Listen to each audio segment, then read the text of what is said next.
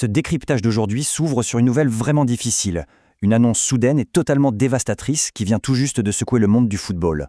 L'Association sud-africaine de football a malheureusement confirmé la disparition de Jayden Adams, un milieu de terrain incroyablement prometteur.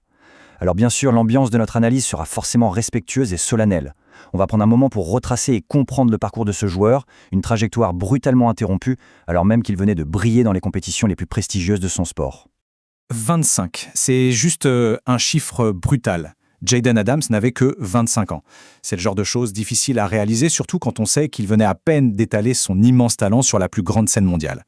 Bon, à l'heure actuelle, la cause exacte de son décès n'a pas encore été rendue publique, mais ce simple chiffre, 25 ans, ça résonne comme un choc absolu. Ça nous rappelle à quel point la vie et la carrière d'un athlète de haut niveau sont fragiles. On parle d'un jeune homme dans la fleur de l'âge qui avait encore littéralement tant de choses à offrir au monde du foot. Première partie à talent local en pleine ascension.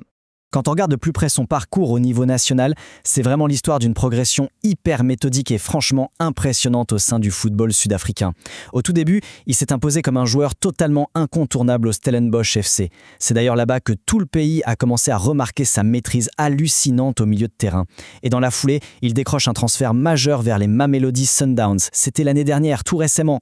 Ce n'était pas juste un simple changement de maillot, non. C'était la validation ultime de son talent sur le plan national. Deuxième partie, son succès sur la scène internationale.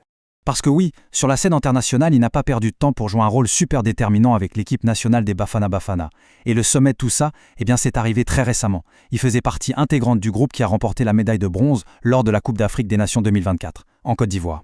Remporter une médaille continentale à 25 ans, c'est énorme. Ça prouve, sans l'ombre d'un doute, l'impact colossal qu'il avait sur le jeu. C'était pour sûr l'apogée de sa jeune carrière professionnelle.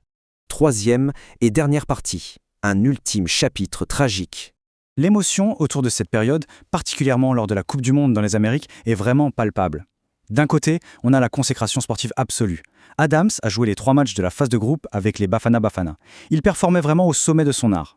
Mais en coulisses, la réalité personnelle frappe de plein fouet juste avant l'ultime match de poule contre Shaya à Monterrey au Mexique. Il apprend le décès de sa grand-mère. Et à la veille des 16e de finale, elle est portée en terre. C'est d'ailleurs pour cette raison précise qu'il n'a pas pu jouer le fameux match éliminatoire contre le Canada à Los Angeles. Cette juxtaposition entre d'une part les exigences folles du sport de haut niveau et d'autre part une tragédie familiale soudaine, c'est profondément touchant. Ça rappelle de façon saisissante l'humain qui se cache derrière le maillot. Sans surprise, l'onde de choc de cette nouvelle a été immense dans tout le monde du sport.